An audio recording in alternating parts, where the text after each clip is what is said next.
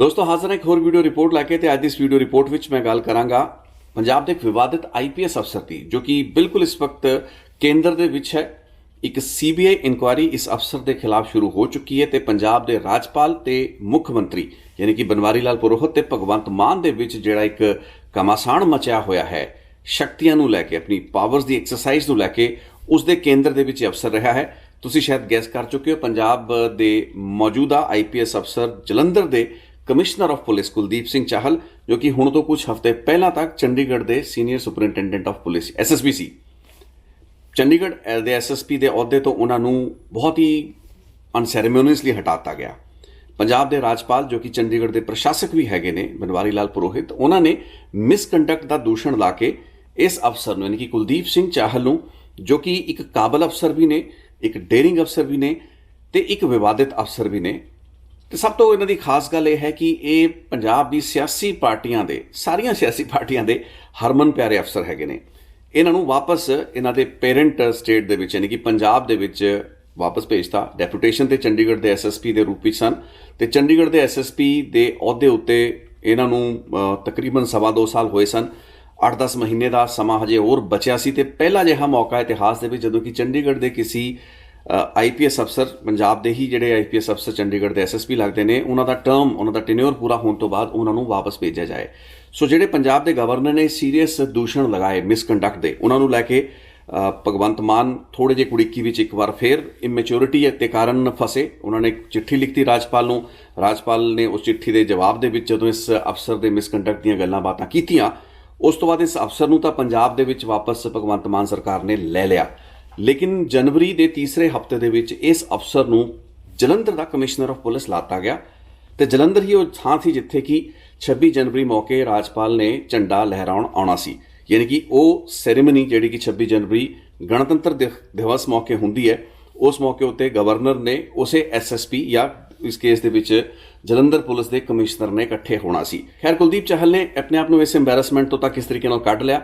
एक दिन की छुट्टी ते चले गए व्यक्तिगत कारण दस के 26 जनवरी नूं उस समागम दे विच जिथे गवर्नर बनवारी लाल पुरोहित सन जिथे प्रोटोकॉल के मुताबिक जलंधर के कमिश्नर ऑफ पुलिस नूं होना चाहिए सी उत्थे वो गैर हाज़र रहे तो व्यक्तिगत कारणों करके छुट्टी लैण दा उन्हां दा हक बनदा सी। लेकिन इस विवाद तो बाद एक सेंट्रल ब्यूरो ऑफ इन्वेस्टिगेशन की प्रीलिमिनरी इंक्वायरी ई वाली इंक्वायरी हुण दो किस्म दी इंक्वायरियां हुंदियां ने एक आई वाली INQUIRY इंक्वायरी ते ई वाली इंक्वायरी दोवां 'च फर्क ये हुंदा है कि जिहड़ी आई वाली इंक्वायरी हुंदी है वो एक फॉर्मल टर्म्स ऑफ रैफरेंस के नाल ते केस विशेष दे विच बहुत ही स्पैसीफिक टर्म्स उत्ते कीती गई इंक्वायरी हुंदी है। लेकिन जिहड़ी ई वाली ENQUIRY वाली इंक्वायरी हुंदी है ये एक अजिही इंक्वायरी हुंदी है जिसका दायरा खुला हुंदा है क्योंकि गवर्नर राजपाल वल्लों जदों मिसकंडक्ट के इल्जाम किसी पुलिस सीनियर IPS अफसर उत्ते लाते गए हन वो IPS अफसर जो कि उसे गवर्नर जो कि चंडीगढ़ के प्रशासक एडमिनिस्ट्रेटर ने उन्हां दे अधीन सी उस तो बाद कोई कारण नहीं सी बनता कि इस अफसर नूं पंजाब दे विच वापस लैके एक अजिहा जिम्मेवार अहुदा देता जाता। हालांकि इस केस दे विच गवर्नर ने इल्जाम ही लाए सी लेकिन गवर्नर कोई छोटा ऑफिस भी नहीं है।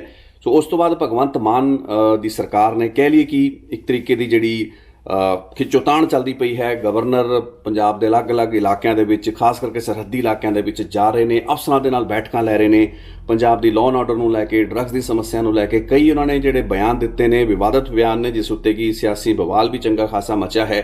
सो उस पूरी की पूरी रस्साकशी दे विच कुलदीप सिंह चाहल का दा एक बार फिर लग गया। लेकिन अज की इस वीडियो रिपोर्ट में आपां समझण की कोशिश करांगे कि कुलदीप सिंह चाहल इन्ने विवादां दे विच क्यों ने ते की कारण है कि विवादां विच रहण दे बाद भी हर पोलीटिकल पार्टी जिस दी भी सरकार पिछले तकरीबन 7-8 सालों के विच बनी है उसदे वो ब्लू आइड बॉय बन के रहे ने ते उन्होंने बहुत ही क्रिटिकल ते बहुत ही इंपॉर्टेंट महत्वपूर्ण जिले दिते गए ने बतौर SSP। चाहल पंजाब दे विच इन्हां तमाम सालों के विच उन्हां जिलिਆਂ ਦੇ SSP रहे ने जिन्हां जिलिਆਂ ਦੇ SSP लगण लई एक आम IPS अफसर ते पंजाब के कई PPS अफसर भी तरसदे रहे ने ते तरले मारते रहे ने मिन्नतां करते रहे ने।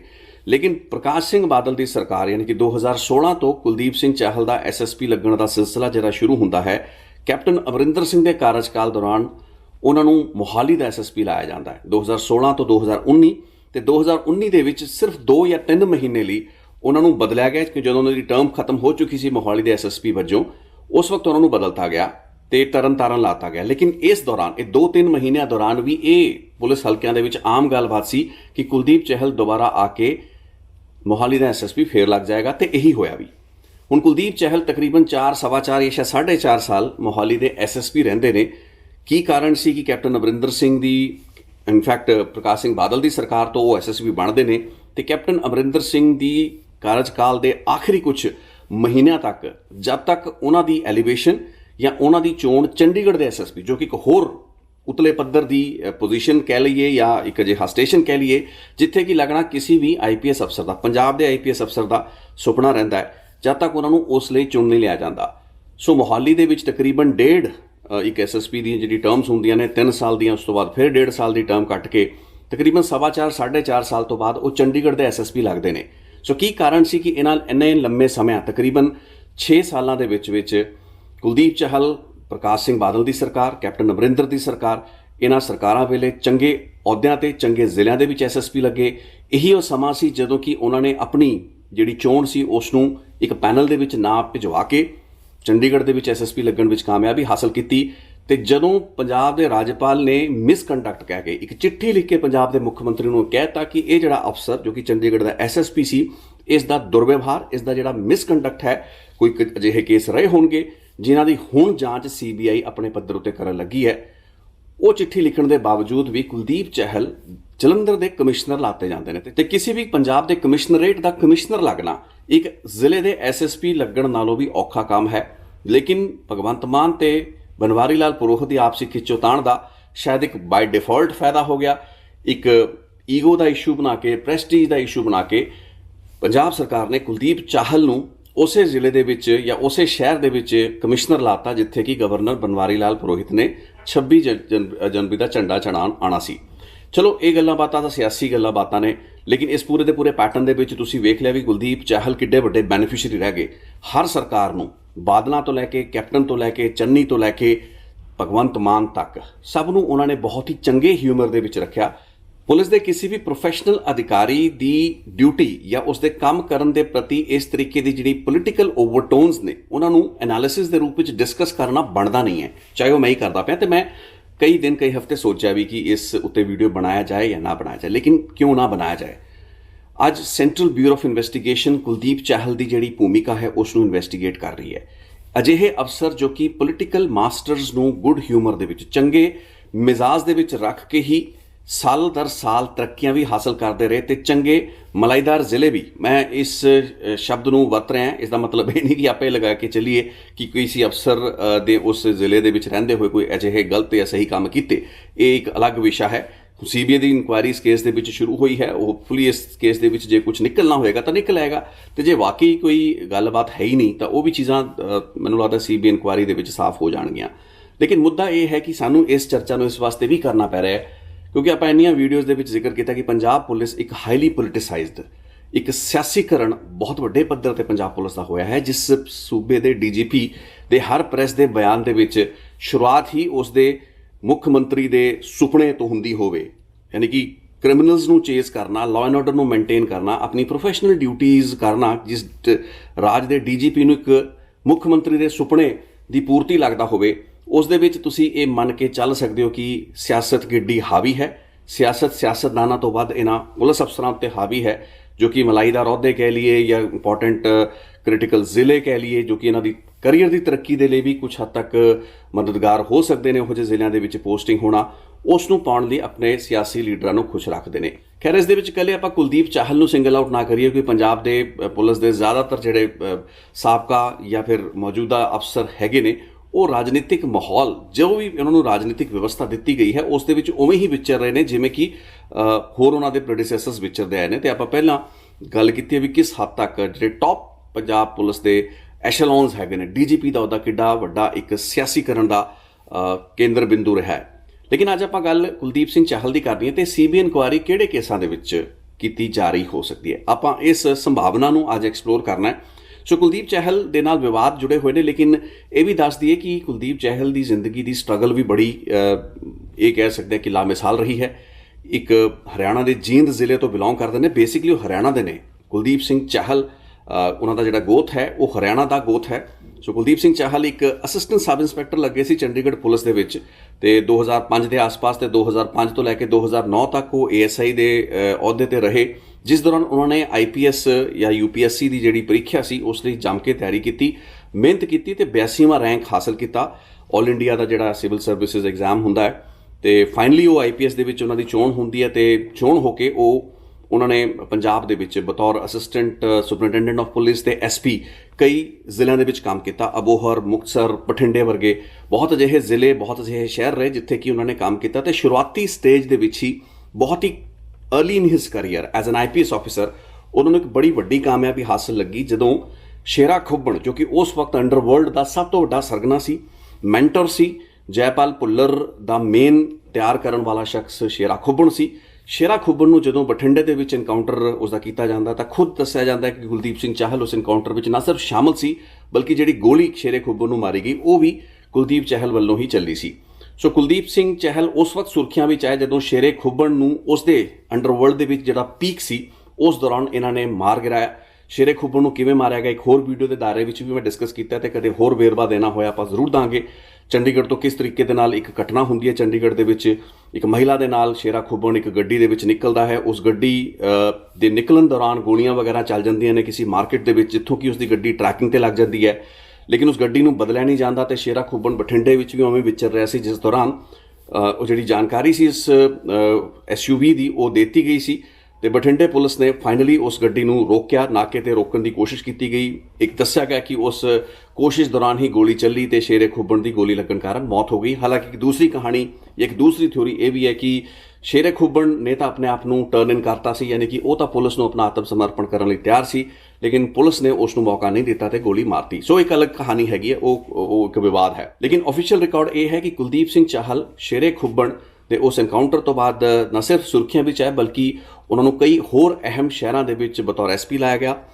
SP अबोहर होंदे हुए साल 2014 ਦੇ ਵਿੱਚ लॉरेंस बिश्नोई ਨੂੰ भी उन्होंने गिरफ्तार किया। हालांकि ये लॉरेंस बिश्नोई के बहुत अर्ली डेज सन, बहुत ही शुरुआती स्टेज सी ते उस वक्त लॉरेंस बिश्नोई वो लॉरेंस बिश्नोई नहीं सी जो कि ਹੁਣ ਤੋਂ ਕੁਝ ਸਾਲ ਪਹਿਲਾਂ ਜਾਂ ਅੱਜ ਦੀ ਤਾਰੀਖ ਦੇ ਵਿੱਚ ਹੈ। ਕੁਲਦੀਪ ਸਿੰਘ ਚਹਿਲ ਦਾ ਪੰਜਾਬ ਦੇ ਵਿੱਚ ਬਤੌਰ ਇੱਕ IPS ਜਿਹੜਾ ਸਟੈਂਟ ਸੀ ਉਹ ਬੜਾ ਕਾਮਯਾਬ ਸਟੈਂਟ ਕਿਹਾ ਜਾ ਸਕਦਾ ਹੈ, ਕਿਉਂਕਿ ਸ਼ੇਰਾ ਖੁੱਬਣ, ਲੌਰੈਂਸ ਬਿਸ਼ਨੋਈ ਤੇ ਕਈ ਜ਼ਿਲ੍ਹਿਆਂ ਦੇ ਵਿੱਚ ਬਤੌਰ SSP ਰਹਿੰਦੇ ਹੋਏ ਉਹਨਾਂ ਨੇ ਚੰਗਾ ਕੰਮ ਕੀਤਾ। ਉਸ ਦੇ ਵਿੱਚ ਕੋਈ ਦੋਰਾਵਾ ਨਹੀਂ ਹੈ ਕਿ ਇੱਕ ਡੇਰਿੰਗ ਅਫਸਰ ਦੇ ਰੂਪ ਵਿੱਚ ਜਾਣੇ ਜਾਂਦੇ ਨੇ ਕੁਲਦੀਪ ਚਹਿਲ ਤੇ ਉਹਨਾਂ ਦੇ ਹੀ ਜਿਹੜੇ IPS ਦੇ ਬੈਚਮੇਟ ਨੇ ਸੋਪਨ ਸ਼ਰਮਾ ਜੋ ਕਿ ਇਸ ਵਕਤ ਸ਼ਾਇਦ ਅੰਮ੍ਰਿਤਸਰ ਦਿਹਾਤੀ ਦੇ ਵਿੱਚ ਹੈਗੇ ਨੇ SSP।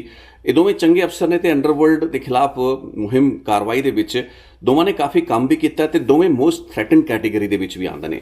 ਸੋ ਕੁਲਦੀਪ ਚਹਿਲ ਮੁਕਤਸਰ ਸਾਹਿਬ ਦੇ ਵੀ SSP ਰਹੇ, ਉਸ ਤੋਂ ਬਾਅਦ ਕੁਝ ਸਮਾਂ ਉਹਨਾਂ ਨੇ ਹੁਸ਼ਿਆਰਪੁਰ ਦੀ ਵਿੱਚ ਵੀ SSP ਦੇ ਅਹੁਦੇ ਤੇ ਆਪਣਾ ਸਮਾਂ ਕੱਟਿਆ, ਜਿਸ ਤੋਂ ਬਾਅਦ ਉਹ 2016 ਦੇ ਵਿੱਚ ਮੋਹਾਲੀ ਦੇ SSP ਲਾਏ ਜਾਂਦੇ ਨੇ। ਹੁਣ ਇੱਥੋਂ ਕਹਾਣੀ ਇੱਕ ਵੱਖਰਾ ਟਰਨ ਲੈਂਦੀ ਹੈ ਜਿੱਥੋਂ ਕਿ ਕੁਲਦੀਪ ਚਾਹਲ ਚੰਗੀ ਬੁੱਕਸ ਦੇ ਵਿੱਚ, ਗੁੱਡ ਬੁੱਕਸ ਦੇ ਵਿੱਚ ਆਉਣਾ ਸ਼ੁਰੂ ਹੋ ਚੁੱਕੇ ਸਨ। ਇਹ ਮੰਨਿਆ ਜਾਂਦਾ ਕਿ ਕੁਲਦੀਪ ਸਿੰਘ ਚਾਹਲ ਦੀ ਜਿਹੜੀ ਬੈਕਗਰਾਊਂਡ ਹੈ ਹਰਿਆਣੇ ਤੋਂ, ਉਸ ਦੇ ਵਿੱਚ ਉਹਨਾਂ ਦੀ ਨੇੜਤਾ ਕਿਸੇ ਤਰੀਕੇ ਦੇ ਨਾਲ ਕੁਝ ਅਜਿਹੇ ਰਾਜਨੀਤਿਕ ਪਾਰਟੀਆਂ ਤੇ ਲੀਡਰਾਂ ਦੇ ਨਾਲ ਰਹੀ ਹੈ ਜੋ ਕਿ 2016 ਦੇ ਵਕਤਾਂ ਦੇ ਵਿੱਚ ਅਕਾਲੀ ਦਲ ਦੇ ਨੇੜੇ ਹੋਇਆ ਕਰਦੇ ਸੀਗੇ ਤੇ ਅੱਜ ਵੀ ਸ਼ਾਇਦ ਹੋਣਗੇ। ਇਹੀ ਕਾਰਨ ਸੀ ਕਿ ਅਕਾਲੀ ਦਲ ਦੀ ਲੀਡਰਸ਼ਿਪ ਦੇ ਨਾਲ ਕੁਲਦੀਪ ਚਾਹਲ ਦਾ ਇੱਕ ਚੰਗਾ ਕੰਬੀਨੇਸ਼ਨ ਰਿਹਾ, ਜਿਸਨੂੰ ਕਹਿੰਦੇ ਕਿ ਚੰਗੀ ਇੱਕ ਫ੍ਰੀਕੁਐਂਸੀ ਵੇਵਲੈਂਥ ਹੁੰਦੀ ਹੈ, ਅਫਸਰਾਂ ਦੀ ਕਈ ਪੋਲੀਟੀਕਲ ਪਾਰਟੀਆਂ ਲੀਡਰ ਨਾਲ ਮੈਚ ਕਰ ਜਾਂਦੀ ਹੈ। ਲੇਕਿਨ ਉਸ ਤੋਂ ਬਾਅਦ ਜਦੋਂ ਕੈਪਟਨ ਅਮਰਿੰਦਰ ਸਿੰਘ ਆਉਂਦੇ ਨੇ 2017 ਤੋਂ ਬਾਅਦ, ਉਸ ਤੋਂ ਬਾਅਦ ਬਤੌਰ ਇੱਕ SSP ਮੋਹਾਲੀ ਦੇ ਕਾਫੀ ਲੰਮਾ ਸਮਾਂ ਕੁਲਦੀਪ ਚਾਹਲ ਉੱਥੇ ਕੱਟਦੇ ਨੇ। ਆਪਣੀ ਟਰਮ ਟੈਨਿਓਰ ਖਤਮ ਹੋਣ ਤੋਂ ਬਾਅਦ ਵੀ ਉਹਨਾਂ ਨੇ ਦੁਬਾਰਾ SSP ਮੋਹਾਲੀ ਲੱਗਣ ਦੇ ਵਿੱਚ ਕਾਮਯਾਬੀ ਹਾਸਲ ਕੀਤੀ, ਜਦੋਂ ਕਿ ਲੱਗ ਨਹੀਂ ਸੀ ਰਿਹਾ। ਇਹ ਚੀਜ਼ ਸਮਝ ਤੋਂ ਪਾਰ ਸੀ ਕਿ ਕੁਲਦੀਪ ਚਾਹਲ ਨੂੰ ਐਡੀ ਫੇਵਰ ਕਿਉਂ ਦਿੱਤੀ ਜਾ ਰਹੀ ਹੈ। ਲੇਕਿਨ ਤੁਹਾਨੂੰ ਯਾਦ ਹੋਏਗਾ ਕਿ ਮੁਖਤਾਰ ਅੰਸਾਰੀ ਦਾ ਇੱਕ ਅਜਿਹਾ ਕੇਸ ਸੀ ਜਿਸ ਵਿੱਚ ਕਿ UP ਦੀ ਜੇਲ੍ਹ ਤੋਂ ਮੁਖਤਾਰ ਅੰਸਾਰੀ ਨੂੰ ਲਿਆਂਦਾ ਗਿਆ ਸੀਗਾ ਤੇ ਮੋਹਾਲੀ ਦੇ ਇੱਕ ਬਿਲਡਰ ਨੂੰ ਧਮਕੀ ਦੇਣ ਦੇ ਇਲਜ਼ਾਮ ਦੇ ਵਿੱਚ ਉਸ ਕੇਸ ਦੇ ਵਿੱਚ ਮੁਖਤਾਰ ਅੰਸਾਰੀ ਨੂੰ ਲਿਆ ਕੇ ਤਕਰੀਬਨ 2 ਸਾਲ ਰੋਪੜ ਦੀ ਜੇਲ੍ਹ ਦੇ ਵਿੱਚ ਰੱਖਿਆ ਗਿਆ ਤੇ ਇਸ ਜੇਲ੍ਹ ਦੇ ਵਿੱਚ ਉਸਨੂੰ ਸਾਰੀ ਸਹੂਲਤਾਂ ਦਿੱਤੀਆਂ ਗਈਆਂ। ਹੁਣ ਇਹ ਉਹ ਸਮਾਂ ਸੀ ਜਦੋਂ ਕਿ ਮੁਖਤਾਰ ਅੰਸਾਰੀ ਦਾ ਕਨੈਕਸ਼ਨ ਕੀ ਸੀ। योगी सरकार, आदित्यनाथ योगी ਦੀ ਜਿਹੜੀ UP ਦੀ ਸਰਕਾਰ ਹੈ, ਉਸਨੇ ਗੈਂਗਸਟਰਾਂ ਦੇ ਖਿਲਾਫ ਤੇ ਖਾਸ ਕਰਕੇ ਜਿਹੜੇ ਮੁਖਤਾਰ ਅੰਸਾਰੀ ਦੇ ਲੀਗ ਦੇ ਗੈਂਗਸਟਰ ਸੀ ਇਹਨਾਂ ਦੇ ਖਿਲਾਫ ਕਾਫੀ ਕਹਿ ਲਈ ਵੀ ਸ਼ਿਕੰਜਾ ਕੱਸ ਰੱਖਿਆ ਸੀ, ਸਖਤੀ ਕਰ ਰੱਖੀ ਸੀ।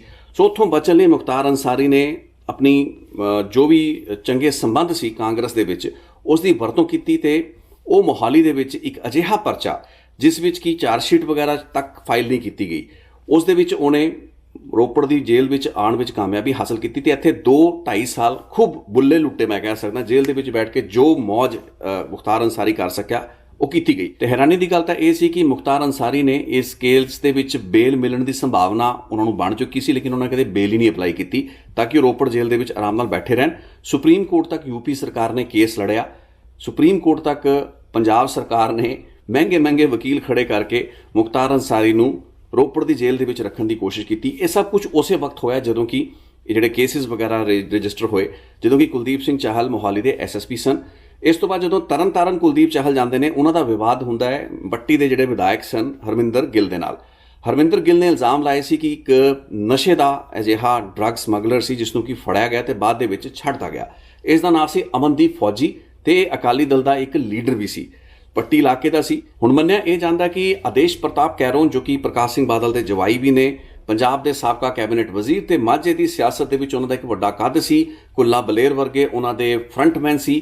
ਇਸ ਦੇ ਨਾਲ ਹੀ ਅਮਨਦੀਪ ਫੌਜੀ ਨਾਂ ਦਾ ਇਹ ਜਿਹੜਾ ਅਕਾਲੀ ਦਲ ਦਾ ਲੀਡਰ ਸੀ, ਜਿਸ ਨੂੰ ਉਸ ਤੋਂ ਕੁਝ ਸਾਲ ਬਾਅਦ, ਯਾਨੀ ਕਿ ਮੈਂ ਜਿਹੜੀ ਘਟਨਾ ਦੀ ਗੱਲ ਕਰ ਰਿਹਾ 2020 ਜੂਨ ਜੁਲਾਈ ਦੀ ਗੱਲ ਕਰ ਰਿਹਾ, ਜਦੋਂ ਕਿ ਹਰਮਿੰਦਰ ਗਿੱਲ ਪੱਟੀ ਤੋਂ ਜਿਹੜੇ ਕਾਂਗਰਸ ਦੇ ਵਿਧਾਇਕ ਸਨ, ਉਹਨਾਂ ਨੇ ਇਤਰਾਜ਼ ਜ਼ਾਹਰ ਕੀਤਾ ਕਿ ਆਪਣੇ ਕੁਝ ਹੀ ਮਹੀਨਿਆਂ ਦੇ ਕਾਰਜਕਾਲ ਦੌਰਾਨ ਕੁਲਦੀਪ ਚਹਿਲ ਨੇ ਇਸ ਸ਼ਖਸ ਨੂੰ ਗ੍ਰਿਫਤਾਰ ਕੀਤਾ ਤੇ ਬਾਅਦ ਦੇ ਵਿੱਚ ਛੱਡਤਾ। ਜਦੋਂ ਕਿ ਕੁਲਦੀਪ ਚਹਿਲ ਦਾ ਉਸ ਵਕਤ ਬਿਆਨ ਇਹ ਸੀ ਕਿ ਇਸ ਨੂੰ ਕਦੇ ਗ੍ਰਿਫਤਾਰ ਹੀ ਨਹੀਂ ਕੀਤਾ ਗਿਆ ਸੀ, ਪੁੱਛਗਿੱਛ ਲਈ ਬੁਲਾਇਆ ਗਿਆ ਸੀ ਨਸ਼ੇ ਦੀ ਸਮਗਲਿੰਗ ਦੇ ਕੇਸ ਦੇ ਵਿੱਚ, ਤੇ ਇਸ ਤੇ ਕੁਝ ਜਦ ਲੱਭਿਆ ਨਹੀਂ ਤਾਂ ਫਿਰ ਇਸ ਨੂੰ ਗ੍ਰਿਫਤਾਰ ਕਰਨ ਦਾ ਮਤਲਬ ਹੀ ਨਹੀਂ ਬਣਦਾ ਸੀ, ਤਾਂ ਇਸ ਨੂੰ ਛੱਡਤਾ ਗਿਆ। ਜਦੋਂ ਕਿ ਐਮਐਲਏ ਉਸ ਵਕਤ ਦਾ, ਕੋਈ ਕਾਂਗਰਸ ਦੀ ਸਰਕਾਰ 2020 ਦੌਰਾਨ ਹੁੰਦੀ ਹੈ, ਉਹ ਬਾਕਾਇਦਾ ਇੱਕ ਪ੍ਰੈਸ ਬਿਆਨ ਜਾਰੀ ਕਰਕੇ ਆਪਣਾ ਇੱਕ SMS ਭੇਜ ਕੇ ਇਸ SSP ਨੂੰ ਦੱਸਦਾ ਹੈ ਕਿ ਮੈਂ ਤੇਰੀ ਸ਼ਿਕਾਇਤ ਪੰਜਾਬ ਦੇ ਮੁੱਖ ਮੰਤਰੀ ਕੈਪਟਨ ਅਮਰਿੰਦਰ ਸਿੰਘ ਕੋਲ ਕਰਾਂਗਾ। ਸੋ ਇਸ ਤਰੀਕੇ ਦੀ ਤਲਖੀ ਉੱਥੋਂ ਦੇ ਵਿਧਾਇਕ ਦੇ ਨਾਲ ਹੀ ਕੁਲਦੀਪ ਚਾਹਲ ਦੀ ਵੇਖਣ ਨੂੰ ਮਿਲਦੀ ਹੈ। ਲੇਕਿਨ ਅਸਲ ਦੇ ਵਿੱਚ ਕੁਲਦੀਪ ਚਾਹਲ ਇੱਕ ਬਹੁਤ ਹੀ ਵੈਲ ਕਨੈਕਟਡ ਅਫਸਰ ਕਹੇ ਜਾ ਸਕਦੇ ਨੇ, ਕਿਉਂਕਿ ਮੋਹਾਲੀ ਜ਼ਿਲ੍ਹੇ ਦੇ ਵਿੱਚ ਦੁਬਾਰਾ ਲੱਗਣਾ, ਮੋਹਾਲੀ ਇੱਕ ਬਹੁਤ ਹੀ ਮਹੱਤਵਪੂਰਨ ਜ਼ਿਲ੍ਹਾ ਮੰਨਿਆ ਜਾਂਦਾ ਤੇ ਬਹੁਤ ਘੱਟ SSP ਨੇ ਜੋ ਕਿ 3 ਸਾਲ ਤੋਂ ਬਾਅਦ ਰੱਖੇ ਜਾਂਦੇ ਨੇ। ਇਸ ਤੋਂ ਪਹਿਲਾਂ ਗੁਰਪ੍ਰੀਤ ਸਿੰਘ ਭੁੱਲਰ, ਬੌਬੀ ਭੁੱਲਰ ਜੋ ਇਸ ਵਕਤ DIG ਹੈਗੇ ਨੇ, ਉਹੋ ਜਿਹੇ ਕੁਝ ਅਫਸਰ ਨੇ ਜੋ ਕਿ ਕਈ ਟਰਮਸ ਮੋਹਾਲੀ ਦੇ SSP ਰਹੇ ਨੇ। ਲੇਕਿਨ ਮੋਹਾਲੀ ਦਾ SSP ਲੱਗਣਾ ਇੱਕ ਬਹੁਤ ਹੀ ਪ੍ਰੈਸਟੀਜੀਅਸ ਪੋਜੀਸ਼ਨਿੰਗ ਮੰਨਿਆ ਜਾਂਦਾ ਤੇ ਇਸ ਵੱਡਾ ਕਾਰਨ ਇਹ ਵੀ ਹੈ ਕਿ ਮੋਹਾਲੀ ਦਾ ਦਾਇਰਾ ਬਹੁਤ 3 ਛਪੇਰੇ ਚੰਡੀਗੜ੍ਹ ਨੂੰ ਘੇਰਨ ਵਾਲਾ ਸ਼ਹਿਰ ਮੋਹਾਲੀ ਹੈ। ਉੱਥੋਂ ਦਾ SSP ਲੱਗਣਾ ਕੋਈ ਛੋਟੀ ਗੱਲ ਨਹੀਂ ਹੈ। ਇਹ ਮੰਨਿਆ ਜਾਂਦਾ ਹੈ ਕਿ ਕੈਪਟਨ ਅਮਰਿੰਦਰ ਸਿੰਘ ਤੇ ਉਹਨਾਂ ਦੇ ਪਰਿਵਾਰ ਦੇ ਬਹੁਤ ਹੀ ਮਹੱਤਵਪੂਰਨ ਜਿਹੜੇ ਮੈਂਬਰ ਸੀ, ਉਹਨਾਂ ਦੇ ਨਾਲ ਵੀ ਕੁਲਦੀਪ ਚਾਹਲ ਹੋਣਾ ਦਾ ਇੱਕ ਚੰਗਾ ਰਾਬਤਾ ਸੀ। ਸੋ ਅਕਾਲੀ ਦਲ ਦੀ ਸਰਕਾਰ ਰਹੀ, ਚਾਹੇ ਕੈਪਟਨ ਅਮਰਿੰਦਰ ਸਿੰਘ ਦੀ ਸਰਕਾਰ ਰਹੀ, ਕੁਲਦੀਪ ਚਾਹਲ ਹਮੇਸ਼ਾ ਗੁੱਡ ਬੁੱਕਸ ਵਿੱਚ ਰਹੇ।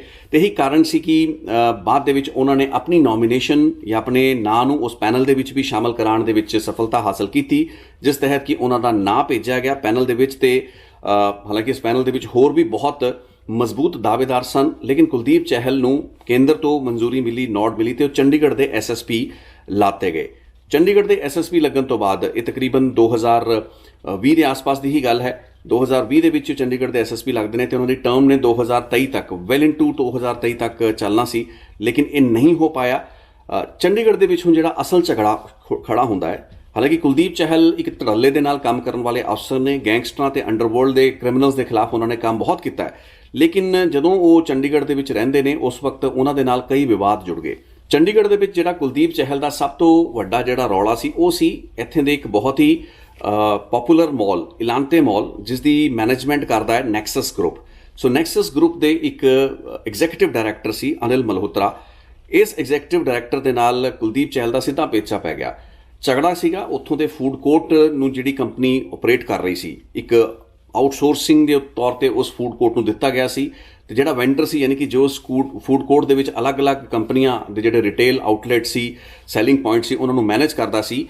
ਪੈਂਡੇਮਿਕ ਤੋਂ ਬਾਅਦ, ਯਾਨੀ ਕਿ COVID-19 ਤੋਂ ਬਾਅਦ ਜਦੋਂ ਦੁਬਾਰਾ ਮਾਲ ਖੁੱਲ੍ਹਦੇ ਨੇ ਤਾਂ ਉਸ ਵਕਤ ਮੈਨੇਜਮੈਂਟ ਇਹ ਫੈਸਲਾ ਲੈਂਦੀ ਹੈ ਕਿ ਫੂਡ ਕੋਰਟ ਨੂੰ ਅਸੀਂ ਖੁਦ ਚਲਾਵਾਂਗੇ, ਜਿਸ ਤੋਂ ਬਾਅਦ ਕਿ ਇੱਕ ਵਿਵਾਦ ਖੜਾ ਹੁੰਦਾ ਹੈ। ਯਾਨੀ ਕਿ ਉਹ ਵੈਂਡਰ ਜਿਸ ਨੂੰ ਕਿ ਆਊਟਸੋਰਸ ਕੀਤਾ ਗਿਆ ਸੀ ਪੂਰਾ ਦਾ ਪੂਰਾ ਬਿਜ਼ਨਸ, ਉਹਦਾ ਇਲਾਂਟੇ ਦੀ ਮੈਨੇਜਮੈਂਟ ਦੇ ਨਾਲ, ਨੈਕਸਸ ਮੈਨੇਜਮੈਂਟ ਦੇ ਨਾਲ ਝਗੜਾ ਹੁੰਦਾ ਹੈ।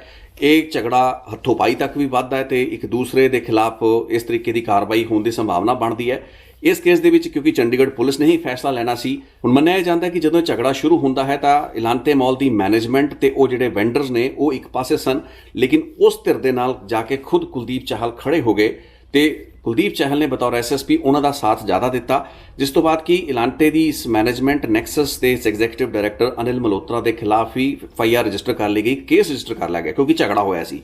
ਉਸ ਤੋਂ ਬਾਅਦ ਇੱਕ ਹਫ਼ਤੇ ਬਾਅਦ ਹੀ ਇਸੇ ਅਨਿਲ ਮਲਹੋਤਰਾ ਦੇ ਖਿਲਾਫ ਇੱਕ ਮਹਿਲਾ ਵੱਲੋਂ, ਜੋ ਕਿ ਉਸਦੀ ਇੱਕ ਕੋ-ਵਰਕਰ ਦੱਸੀ ਜਾਂਦੀ ਹੈ, ਉਸਨੇ ਸ਼ਿਕਾਇਤ ਦਿੱਤੀ ਕਿ ਇਸ ਵੱਲੋਂ ਉਸਨੂੰ ਗਲਤ ਤਰੀਕੇ ਦੇ ਨਾਲ ਮੈਸੇजेस, ਟੈਕਸਟ ਮੈਸੇजेस ਭੇਜੇ ਜਾਂਦੇ ਨੇ। ਸੋ ਉਸ ਕੇਸ ਦੇ ਵਿੱਚ ਵੀ ਅਨਿਲ ਮਲਹੋਤਰਾ ਯਾਨੀ ਕਿ ਨੈਕਸਸ ਕੰਪਨੀ ਦੇ ਐਗਜ਼ੀਕਿਊਟਿਵ ਡਾਇਰੈਕਟਰ ਦੇ ਖਿਲਾਫ ਮੋਲੈਸਟੇਸ਼ਨ ਦਾ, ਸੈਕਸ਼ੂਅਲ ਹੈਰੈਸਮੈਂਟ ਦਾ ਜਿਹੜਾ ਪਰਚਾ ਸੀ ਇਸ ਮਹਿਲਾ ਦੀ ਸ਼ਿਕਾਇਤ ਉੱਤੇ ਦਰਜ ਕਰ ਲਿਆ ਗਿਆ। ਇਹ ਦੋਵੇਂ ਕੇਸਾਂ ਦੇ ਵਿੱਚ ਜਿਹੜੀ ਭੂਮਿਕਾ ਸੀ ਕੁਲਦੀਪ ਸਿੰਘ ਚਹਿਲ ਦੀ, ਉਹ ਥੋੜੀ ਜ਼ਰੂਰਤ ਨਾਲੋਂ ਵੱਧ ਦੱਸੀ ਜਾਂਦੀ ਹੈ। ਘੱਟੋ ਘੱਟ ਇਹ ਇਲਜ਼ਾਮ ਜਿਹੜੇ ਸੀ ਉਹ ਲੱਗਦੇ ਰਹੇ। ਕੁਝ ਹਫ਼ਤੇ ਬਾਅਦ ਦੱਸਿਆ ਗਿਆ ਕਿ ਅਨਿਲ ਮਲਹੋਤਰਾ ਨੂੰ ਬੇਲ ਮਿਲ ਗਈ।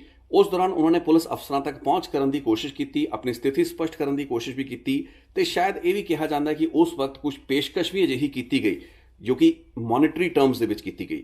ਹੁਣ ਇਸ ਬਾਰੇ ਅਸਲੀਅਤ ਕੀ ਹੈ, ਇਹ ਗੱਲਬਾਤ ਤਾਂ ਹੁਣ ਸੀਬੀਆਈ ਦੀ ਇਨਕੁਆਇਰੀ ਦੇ ਵਿੱਚ ਸਾਹਮਣੇ ਆਏਗੀ। ਲੇਕਿਨ ਇਸੇ ਅਨਿਲ ਮਲਹੋਤਰਾ ਜੋ ਕਿ ਵੈਸੇ ਵੈਲ ਕਨੈਕਟਡ ਸੀ, ਕਿਉਂਕਿ ਅਨਿਲ ਮਲਹੋਤਰਾ ਇਸ ਤੋਂ ਪਹਿਲਾਂ ਚੰਡੀਗੜ੍ਹ ਦੇ ਤਾਜ ਹੋਟਲ ਜਾਂ ਕਈ ਹੋਰ ਵੱਡੇ ਅਦਾਰਿਆਂ ਵਿੱਚ ਰਹਿ ਚੁੱਕਿਆ ਹੈ ਤੇ ਉਹਦੇ ਆਪਣੇ ਸੰਬੰਧ ਜਿਹੜੇ ਨੇ ਉਹ ਦਿੱਲੀ ਤੱਕ ਸਿਆਸੀ ਲੀਡਰਾਂ ਤੱਕ ਵੀ ਚੰਗੇ ਰਹੇ ਨੇ।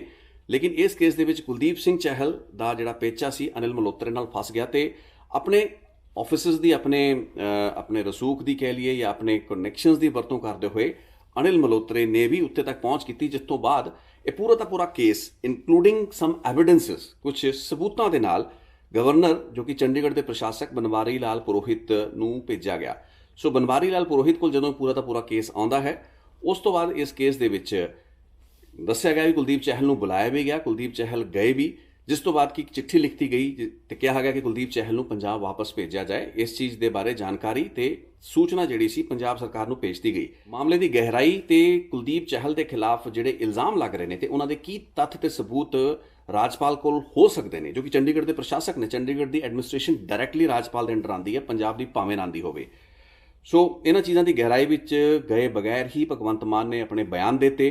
ਕੁਲਦੀਪ ਚਹਿਲ ਨੂੰ ਚੰਡੀਗੜ੍ਹ ਦਾ ਐਸਐਸਪੀ ਲਾਏ ਜਾਣ ਨੂੰ ਇੱਕ ਵੱਡਾ ਰੀਜਨਲ ਇਸ਼ੂ ਬਣਾ ਲਿਆ ਜਾਂ ਬਣਾਉਣ ਦੀ ਕੋਸ਼ਿਸ਼ ਕੀਤੀ।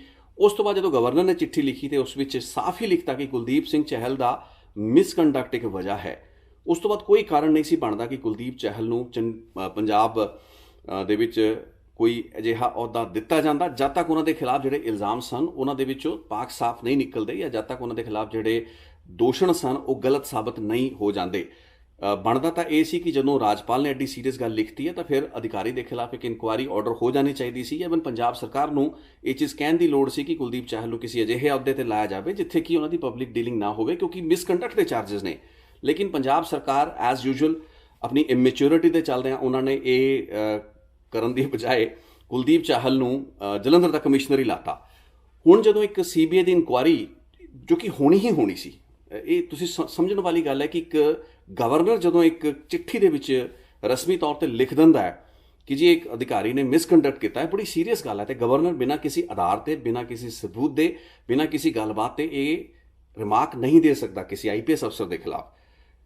ਇਹ ਵੀ ਪੋਸੀਬਲ ਸੀ ਕਿ ਕੁਲਦੀਪ ਚਾਹਲ ਗਵਰਨਰ ਦੇ ਇਸ ਬਿਆਨ ਤੋਂ ਬਾਅਦ ਆਪਣੀ ਪੋਜੀਸ਼ਨ ਕਲੀਅਰ ਕਰਦੇ, ਲੇਕਿਨ ਉਹਨਾਂ ਨੇ ਵੀ ਪੱਤਰਕਾਰਾਂ ਨੇ ਗੱਲਬਾਤ ਕਰਨ ਦੀ ਕੋਸ਼ਿਸ਼ ਕੀਤੀ। ਹੋ ਸਕਦੀ ਹੈ ਸ਼ਾਇਦ ਉਹਨਾਂ ਨੇ ਆਪਣੀ ਪੋਜੀਸ਼ਨ ਨੂੰ ਕਿਸੇ ਨੂੰ ਕਲੀਅਰ ਨਹੀਂ ਕੀਤਾ and maybe out of the reason ਕਿ ਗਵਰਨਰ ਨੂੰ ਕਨਫਰੰਟ ਕਰਨ ਦਾ ਉਹਨਾਂ ਦਾ ਉਹ ਰੁਤਬਾ ਨਹੀਂ ਸੀ ਬਣਦਾ। ਬਤੌਰ ਇੱਕ ਆਫਿਸਰ ਉਹ ਸ਼ਾਇਦ ਰਾਜਪਾਲ ਨੂੰ ਕਨਫਰੰਟ ਨਹੀਂ ਸੀ ਕਰ ਸਕਦੇ। ਲੇਕਿਨ ਜਦੋਂ ਇਲਜ਼ਾਮ ਆਪਣੇ ਅਕਸ ਦੇ ਉੱਤੇ ਲੱਗੇ, ਸਵਾਲ ਆਪਣੇ ਕਿਰਦਾਰ ਦੇ ਉੱਤੇ, ਆਪਣੀ ਭੂਮਿਕਾ ਦੇ ਉੱਤੇ, ਆਪਣੀ ਕਾਰਵਾਈ ਦੇ ਉੱਤੇ ਉੱਠ ਜਾਏ ਤਾਂ ਫਿਰ ਜਵਾਬ ਤੇ ਸਫਾਈ ਦੇਣੀ ਬਣਦੀ ਹੈ। ਲੇਕਿਨ ਕੋਈ ਨਾ ਕੋਈ ਗੱਲਬਾਤ ਇਸ ਇਲਾਂਟੇ ਮਾਲ ਦੇ ਝਗੜੇ, ਇਸ ਐਗਜ਼ੀਕਿਊਟਿਵ ਡਾਇਰੈਕਟਰ ਦੇ ਨਾਲ ਜਿਹੜਾ ਪੇਚਾ ਫਸਿਆ, ਜਿਹੜੀਆਂ ਸ਼ਿਕਾਇਤਾਂ ਇੱਕ ਤੋਂ ਬਾਅਦ ਇੱਕ ਹੋਈਆਂ ਤੇ ਫਿਰ ਇਸ ਡਾਇਰੈਕਟਰ ਨੂੰ ਜੇਲ੍ਹ ਦੇ ਵਿੱਚ ਪਾਤਾ ਗਿਆ, ਇੱਕ ਵੱਡਾ ਕਾਰਨ ਬਣਿਆ। ਚੰਡੀਗੜ੍ਹ ਦੇ ਇਲਾਂਟੇ ਮਾਲ ਦੇ ਇਹਨਾਂ ਕੇਸਿਸ ਦੇ ਵਿੱਚ ਇਨਵੋਲਵਮੈਂਟ ਤੋਂ ਇਲਾਵਾ ਵੀ ਚੰਡੀਗੜ੍ਹ ਦੇ ਕਈ ਅਜਿਹੇ ਮਾਮਲੇ ਰਹੇ ਜਿਨ੍ਹਾਂ ਵਿੱਚ ਕੁਲਦੀਪ ਸਿੰਘ ਚਾਹਲ ਦੀ ਜਿਹੜੀ ਭੂਮਿਕਾ ਸੀ ਉਹ ਅਬਾਵ ਬੋਰਡ ਨਹੀਂ ਸੀ।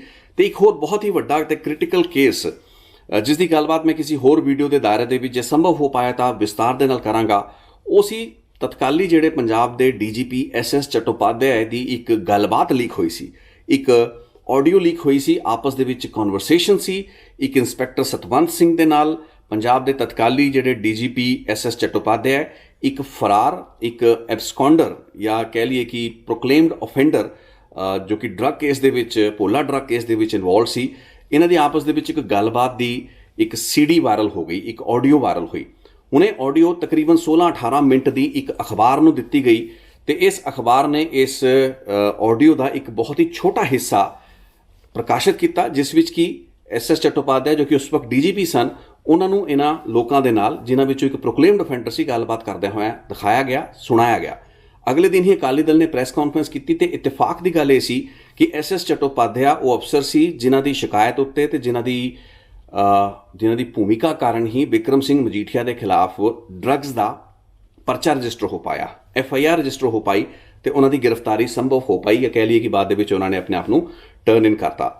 ਲੇਕਿਨ ਚੂੰਕਿ ਅਕਾਲੀ ਦਲ ਦਾ ਇੱਕ ਬੜਾ ਵੱਡਾ ਸਿਆਸੀ ਮਫਾਦ ਸੀ ਵਿਕਰਮ ਸਿੰਘ ਮਜੀਠੀਆ ਦੇ ਕੇਸ ਦੇ ਵਿੱਚ, ਤੇ ਚਟੋਪਾਧਿਆ ਦੇ ਖਿਲਾਫ ਉਸ ਆਡੀਓ ਕਨਵਰਸੇਸ਼ਨ ਦੇ ਵਿੱਚ ਜਿਹੜਾ ਹਿੱਸਾ ਕੰਮ ਦਾ ਸੀ ਉਸ ਨੂੰ ਇੱਕ ਅਖਬਾਰ ਨੂੰ ਦਿੱਤਾ ਗਿਆ, ਉਹ ਅਖਬਾਰ ਨੇ ਉਸ ਨੂੰ ਨਸ਼ਰ ਕਰਤਾ। ਹੁਣ ਸਵਾਲ ਇਹ ਖੜਾ ਹੁੰਦਾ ਹੈ ਕਿ ਉਹ ਆਡੀਓ ਦਾ ਸਿਰਫ ਚੋਣਵਾਂ ਹਿੱਸਾ ਹੀ ਬਾਹਰ ਕਿਉਂ ਆਇਆ, ਉਸ ਨੂੰ ਲੀਕ ਕਿਸ ਨੇ ਕੀਤਾ। ਇਸ ਕੇਸ ਦੇ ਵਿੱਚ ਵੀ ਕਿਹਾ ਜਾਂਦਾ ਹੈ ਕਿ ਉਹ ਜਿਹੜਾ ਪੂਰਾ ਦਾ ਪੂਰਾ ਮਾਮਲਾ ਸੀ, ਇਹ ਆਡੀਓ ਦਾ ਪੂਰਾ ਹਿੱਸਾ ਚੰਡੀਗੜ੍ਹ ਪੁਲਿਸ ਦੇ ਕੋਲ ਸੀ ਤੇ ਹੈ। ਬਾਅਦ ਦੇ ਵਿੱਚ ਇਸ ਕੇਸ ਨੂੰ NIA ਨੇ ਟੇਕ ਓਵਰ ਕਰ ਲਿਆ, ਇੱਕ 0 FIR ਹੋਈ। NIA ਨੇ ਟੇਕ ਓਵਰ ਇਸ ਵਾਸਤੇ ਕੀਤਾ ਕਿਉਂਕਿ ਇਸ ਕਨਵਰਸੇਸ਼ਨ ਦੇ ਵਿੱਚ ਪ੍ਰਧਾਨ ਮੰਤਰੀ ਨਰਿੰਦਰ ਮੋਦੀ ਦਾ ਨਾਮ ਵਰਤਿਆ ਗਿਆ ਸੀ, ਸੋ ਇਸ ਕਰਕੇ NIA ਇਸ ਕੇਸ ਦੇ ਵਿੱਚ ਪਿਕਚਰ ਦੇ ਵਿੱਚ ਆ ਗਈ। ਲੇਕਿਨ ਮੰਨਿਆ ਜਾਂਦਾ ਹੈ ਕਿ ਤਕਰੀਬਨ 55 ਤੋਂ 60 ਮਿੰਟ ਦੀ ਇਹ ਪੂਰੀ ਦੀ ਪੂਰੀ ਕਨਵਰਸੇਸ਼ਨ ਜਿਹੜੀ ਹੈਗੀ ਹੈ ਉਸ ਦੇ ਵਿੱਚ ਹੋਰ ਬਹੁਤ ਗੱਲਾਂ ਬਾਤਾਂ ਕੀਤੀਆਂ ਗਈਆਂ। ਇਸ ਕਨਵਰਸੇਸ਼ਨ ਨੂੰ, ਇਸ ਆਡੀਓ ਨੂੰ ਲੀਕ ਕਰਨ ਦੇ ਪਿੱਛੇ ਵੀ ਚੰਡੀਗੜ੍ਹ ਪੁਲਿਸ ਦੀ ਭੂਮਿਕਾ ਸੀ ਤੇ ਉਸ ਵਕਤ ਵੀ ਚੰਡੀਗੜ੍ਹ ਪੁਲਿਸ ਦੇ SSP ਕੁਲਦੀਪ ਚਾਹਲ ਹੀ ਸੀ। ਸੋ ਪ੍ਰੋਬੇਬਲੀ ਹੁਣ ਜਦੋਂ CBI ਇਨਕੁਆਇਰੀ ਕਰਦੀ ਹੈ, ਹਾਲਾਂਕਿ ਇਸ ਕਨਵਰਸੇਸ਼ਨ ਦੇ ਵਿੱਚ NIA ਇਨਵੈਸਟੀਗੇਸ਼ਨ ਹਲੇ ਜਾਰੀ ਹੈ, ਲੇਕਿਨ ਹੁਣ ਕਿਉਂਕਿ ਕੁਲਦੀਪ ਚਾਹਲ ਦੇ ਖਿਲਾਫ ਇੱਕ ਪ੍ਰੀਲਿਮਿਨਰੀ ਇਨਕੁਆਇਰੀ CBI ਨੇ ਸ਼ੁਰੂ ਕੀਤੀ ਹੈ, ਇਲਾਂਟੇ ਮਾਲ ਦੀਆਂ ਇਹਨਾਂ ਘਟਨਾਵਾਂ, ਇਹਨਾਂ ਕੇਸਿਸ ਤੋਂ ਲੈ ਕੇ ਇਹ ਵਾਲਾ ਜਿਹੜਾ ਕੇਸ ਵੀ ਇਸ ਦੇ ਦਾਇਰੇ ਦੇ ਵਿੱਚ ਆਏਗਾ। ਤੇ ਇਸ ਕੇਸ ਦੀ ਇੱਕ ਹੋਰ ਬਹੁਤ ਹੀ ਹੈਰਾਨ ਕਰ ਦੇਣ ਵਾਲੀ ਡਾਇਮੈਂਸ਼ਨ ਹੈ ਜਿਸ ਦੇ ਬਾਰੇ ਮੈਂ ਵੇਰਵਾ ਇਕੱਠਾ ਕਰਦਾ ਪਿਆ ਹਾਂ। ਜੇ ਮੇਰੇ ਕੋਲ ਉਹ ਵੇਰਵਾ ਇਕੱਠਾ ਹੁੰਦਾ ਹੈ ਤਾਂ ਮੈਂ ਤੁਹਾਡੇ ਨਾਲ ਅਗਲੀ ਜਾਂ ਕਿਸੇ ਹੋਰ ਰਿਪੋਰਟ ਦੇ ਵਿੱਚ ਸਾਂਝੀ ਕਰਾਂਗਾ। ਹੁਣ ਕੁਲਦੀਪ ਸਿੰਘ ਚਹਿਲ ਬਾਰੇ ਮੁੱਖ ਦੀ ਗੱਲ ਤਾਂ ਇਹ ਹੈ ਕਿ ਉਹ ਇੱਕ ਨਿਧੜਕ, ਬਹਾਦਰ ਤੇ ਦਲੇਰ ਅਫਸਰ ਤਾਂ ਰਹੇ ਨੇ। ਆਰਗੇਨਾਈਜ਼ਡ ਕ੍ਰਾਈਮ, ਗੈਂਗਸਟਰਾਂ ਦੇ ਖਿਲਾਫ ਉਹਨਾਂ ਨੇ ਮੁਹਿੰਮ ਨੂੰ ਕਾਮਯਾਬੀ ਦੇ ਨਾਲ ਅੱਗੇ ਵੀ ਤੋਰਿਆ ਹੈ ਤੇ ਆਪਣੇ ਸ਼ੁਰੂਆਤੀ ਸਾਲਾਂ ਦੇ ਵਿੱਚ ਉਹਨਾਂ ਦਾ ਨਾਂ ਵੀ ਇਸ ਕਾਰਨ ਹੋਇਆ ਜਿਸ ਕਾਰਨ ਉਹਨਾਂ ਨੂੰ ਸਨਮਾਨ ਮਿਲਿਆ। ਲੇਕਿਨ ਕੁਝ ਸਾਲ ਬੀਤਣ ਤੋਂ ਬਾਅਦ ਉਹਨਾਂ ਦੇ ਉੱਤੇ ਜਿਹੜੇ ਇਲਜ਼ਾਮ ਹੁਣ ਲੱਗੇ ਨੇ, ਤੇ ਉਹ ਇਲਜ਼ਾਮ ਗੱਲੀ ਬਾਤੀ ਇਲਜ਼ਾਮ ਲੱਗਣ ਦੀ ਗੱਲ ਨਹੀਂ ਹੈ, ਬਲਕਿ ਰਾਜਪਾਲ ਵੱਲੋਂ ਫਾਈਲਾਂ ਦੇ ਵਿੱਚ ਲਿਖ ਕੇ ਜਿਨ੍ਹਾਂ ਦੇ ਉੱਤੇ ਅੱਜ CBI ਇਨਕੁਆਇਰੀਆਂ ਹੋ ਰਹੀਆਂ ਨੇ, ਉਹ ਇਲਜ਼ਾਮ ਨੇ। ਉਹਨਾਂ ਦੇ ਵਿੱਚ ਕੀ ਉਹ ਸੁਰਖਰੂ ਨਿਕਲ ਪਾਉਣਗੇ ਕਿ ਇਹ ਕਿਹਾ ਜਾ ਸਕੇਗਾ ਕਿ ਕੁਲਦੀਪ ਸਿੰਘ ਚਾਹਲ ਇੱਕ ਬਹਾਦਰ ਅਫਸਰ ਹੋਣ ਦੇ ਨਾਲ ਨਾਲ ਇਮਾਨਦਾਰ ਅਫਸਰ ਵੀ ਹੈਗੇ ਨੇ ਜਿਨ੍ਹਾਂ ਦੇ ਕੰਡਕਟ ਉੱਤੇ, ਆਚਰਨ ਉੱਤੇ ਸਵਾਲ ਨਹੀਂ ਸੀ ਉੱਠਣੇ ਚਾਹੀਦੇ। ਸੋ ਇਹ ਗੱਲਬਾਤ ਇੱਕ ਵੱਖਰੀ ਗੱਲ ਹੈ ਕਿ ਪੰਜਾਬ ਦੇ ਪੁਲਿਸ ਅਫਸਰ ਜਿਹੜੇ ਜਾਂ IPS ਅਫਸਰ ਨੇ, ਉਹਨਾਂ ਦਾ ਇੱਕ ਕਲਚਰ ਬਣ ਚੁੱਕਾ ਹੈ ਕਿ ਆਪਣੇ ਪੋਲੀਟੀਕਲ ਬੌਸਿਸ ਨੂੰ ਖੁਸ਼ ਰੱਖੋ। ਜੇ ਤੁਸੀਂ ਚੰਗੇ ਜ਼ਿਲ੍ਹਿਆਂ ਦੇ ਵਿੱਚ SSP ਲੱਗਣਾ ਜਾਂ ਚੰਗੇ ਅਹੁਦੇ ਤੁਹਾਨੂੰ ਚਾਹੀਦੇ ਨੇ, ਇੱਕ ਅਨਫੋਰਚੂਨੇਟ ਟ੍ਰੈਂਡ ਹੈ। ਮੈਂ ਪਹਿਲਾਂ ਤੋਂ ਹੀ ਇਸ ਦਾ ਬਹੁਤ ਵੱਡਾ ਕ੍ਰਿਟਿਕ ਰਿਹਾ ਹਾਂ। ਮੈਨੂੰ ਲੱਗਦਾ ਕਿ ਇਹ ਪੰਜਾਬ ਦੀ ਪ੍ਰੋਫੈਸ਼ਨਲ ਪੁਲਿਸਿੰਗ ਦੇ ਵਿੱਚ ਸਭ ਤੋਂ ਵੱਡੀ ਅੜਚਨ ਹੈ। ਲੇਕਿਨ ਇਸ ਹੀ ਮਾਨਸਿਕਤਾ ਦਾ ਫਾਇਦਾ ਚੁੱਕਣ ਵਾਲੇ ਲੋਕਾਂ ਦੇ ਵਿੱਚੋਂ ਬਹੁਤ ਸੇ ਅਜਿਹੇ ਅਫਸਰਾਂ ਦੇ ਨਾਂ ਵੀ ਆਉਂਦੇ ਨੇ ਤੇ ਕੁਲਦੀਪ ਚਾਹਲ ਵੀ ਅਨਫੋਰਚੂਨੇਟਲੀ ਉਸੇ ਪੰਕਤੀ ਜਾਂ ਉਸੇ ਲਾਈਨ ਦੇ ਵਿੱਚ ਖੜੇ ਮੈਨੂੰ ਨਜ਼ਰ ਆ ਰਹੇ ਨੇ। ਸੋ ਵੇਖਦੇ ਹਾਂ ਕਿ CBI ਇਨਕੁਆਇਰੀ ਦੇ ਵਿੱਚ ਕੀ ਨਿਕਲਦਾ ਤੇ ਕੀ CBI ਵਾਲੀ ਜਿਹੜੀ ਇਨਕੁਆਇਰੀ ਹੈ ਉਹਦੇ ਵਿੱਚ ਜਿਹੜੇ ਤੱਥ ਨਿਕਲਦੇ ਨੇ ਉਹਨਾਂ ਨੂੰ ਕਦੇ ਨਸ਼ਰ ਕਰੇਗੀ, ਕਿਉਂਕਿ ਇਹ ਮੰਨਿਆ ਗਿਆ ਹੈ ਕਿ ਕੁਲਦੀਪ ਸਿੰਘ ਚਹਿਲ ਦੇ ਬਹੁਤ ਚੰਗੇ ਜਿਹੜੇ ਕਨੈਕਸ਼ਨਸ ਹੈਗੇ ਨੇ, ਈਵਨ ਦਿੱਲੀ ਦੇ ਵਿੱਚ ਵੀ ਉਹਨਾਂ ਦੇ ਬਹੁਤ ਚੰਗੇ ਕੰਟੈਕਟਸ ਮੰਨੇ ਜਾਂਦੇ ਨੇ। ਹਾਲਾਂਕਿ ਚੰਡੀਗੜ੍ਹ ਦੇ ਪ੍ਰਸ਼ਾਸਕ ਨੇ ਜਦੋਂ ਕੁਲਦੀਪ ਚਾਹਲ ਦੇ ਬਾਰੇ ਗੱਲਬਾਤ ਲਿਖੀ ਤੇ ਉਸ ਨੂੰ ਪੰਜਾਬ ਵਿੱਚ ਵਾਪਸ ਭੇਜਣ ਦੀ ਗੱਲ ਕੀਤੀ, ਮੈਨੂੰ ਨਹੀਂ ਲੱਗਦਾ ਕਿ ਗਵਰਨਰ ਦੇ ਮਾਈਂਡ ਦੇ ਵਿੱਚ ਪੰਜਾਬ ਸਰਕਾਰ ਦੇ ਪ੍ਰਤੀ ਕੋਈ ਰੇੜਕਾ ਉਸ ਤਰੀਕੇ ਦਾ ਰਿਹਾ ਹੋਵੇਗਾ, ਕਿਉਂਕਿ ਕੁਲਦੀਪ ਚਾਹਲ ਖੁਦ ਐਡਮਿਨਿਸਟ੍ਰੇਟਰ ਦੇ ਹੀ ਅਫਸਰ ਸਨ, ਯਾਨੀ ਕਿ ਖੁਦ ਚੰਡੀਗੜ੍ਹ ਪ੍ਰਸ਼ਾਸਨ ਦੇ ਵਿੱਚ ਦੇ ਤਹਿਤ ਆਉਂਦੇ ਸਨ। ਸੋ ਇਹ ਤਾਂ ਇੱਕ ਤਰੀਕੇ ਨਾਲ ਆਪਣੇ ਹੀ SSP ਦੇ ਉੱਤੇ ਸਵਾਲ ਚੁੱਕਣ ਵਾਲੀ ਗੱਲ ਸੀ। ਲੇਕਿਨ ਇਸ ਚੀਜ਼ ਨੂੰ ਗੰਭੀਰਤਾ ਦੇ ਨਾਲ ਭਗਵੰਤ ਮਾਨ ਵੱਲੋਂ ਨਾ ਲਿਆ ਜਾਣਾ ਤੇ ਜਲੰਧਰ ਦੇ ਕਮਿਸ਼ਨਰ ਕੁਲਦੀਪ ਸਿੰਘ ਚਹਿਲ ਨੂੰ ਲਾਉਣਾ, ਇਹ ਇੱਕ ਬੜੀ ਵੱਡੀ ਨਾਮੋਸ਼ੀ ਦਾ ਕਾਰਨ ਵੀ ਬਣ ਸਕਦਾ ਹੈ ਜੇ ਇਸ ਇਨਕੁਆਇਰੀ ਦੇ ਵਿੱਚ ਕੁਝ ਗੰਭੀਰ ਗੱਲਾਂ ਨਿਕਲ ਕੇ ਕੁਲਦੀਪ ਸਿੰਘ ਚਹਿਲ ਦੇ ਖਿਲਾਫ ਆ ਜਾਂਦੀਆਂ ਨੇ।